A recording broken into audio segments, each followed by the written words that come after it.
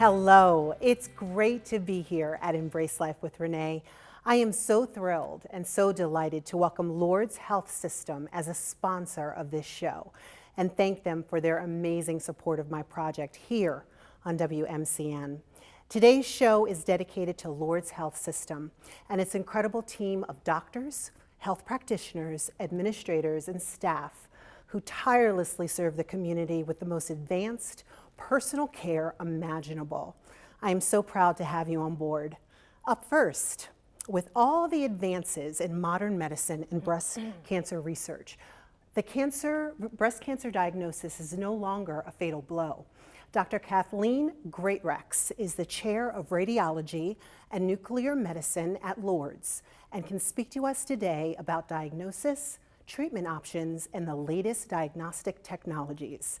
Welcome, Dr. Greatrex. Hi, nice to be here. It's so good to have you on the show. You. And you know, we talk a lot about the diagnosis of breast cancer. What's the first thing that you need to do when you hear that diagnosis?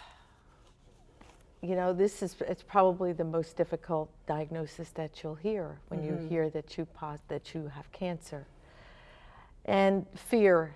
You know, patients are immediately frightened. Exactly. And I think that what we have to do as practitioners, the ones that give them the news, be kind and be gentle.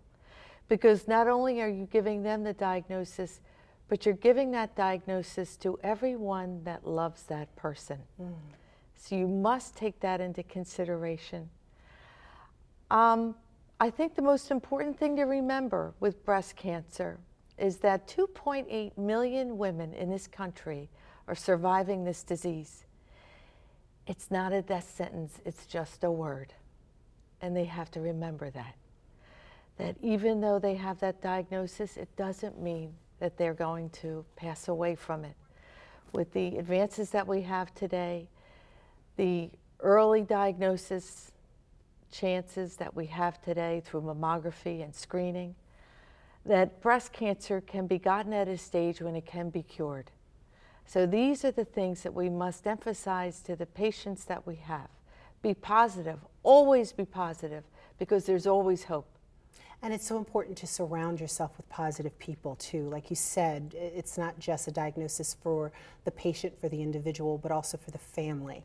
So it's not about, oh, you have this, it's about, you know, we're going to beat this thing together. Absolutely. And we're going to beat this thing. I think that it's important to be positive with people, especially when you're dealing with this, because, you know, the breast is a part of our body as a woman, but it's also a part of our body that really not only performs the, you know, the ultimate thing of producing milk for our newborn children, but also it's a part of being a woman. So the diagnosis is a difficult one, emotionally, physically.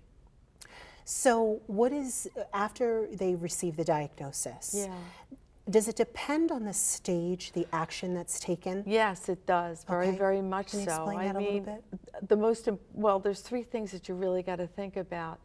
First, you have to think about the size of the tumor. That plays into the stage. You have to think about whether it's an invasive tumor or a non-invasive tumor. That also plays a role. And also whether there's involvement of any of the lymph nodes. The lymph nodes are those areas, they are located all over our body, these lymph nodes, and they're actually filters of the blood.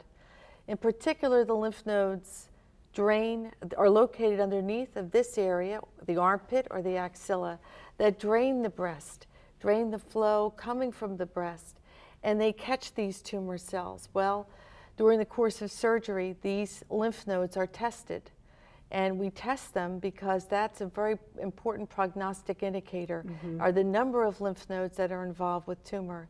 Usually, the greater the number of lymph nodes, the higher the stage of the cancer.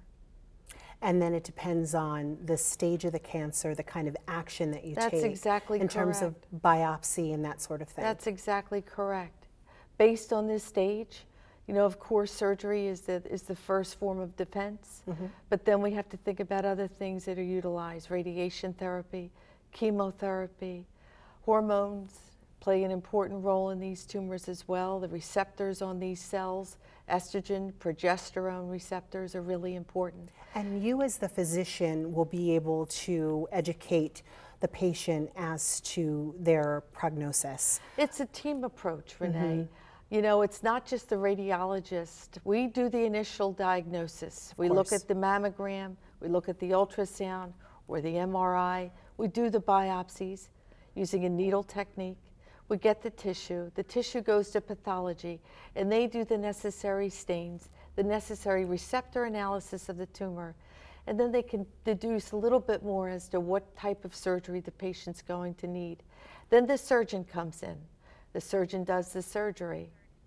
Based on what he finds, based on what happens there, whether there's lymph node involvement, whether there isn't, whether there's involvement of the chest wall or other areas around the breast, this is really important. So the surgeon plays a role there. And we'll talk a little bit more about the next steps when we come back. Okay. More with Dr. Greatrex when we return.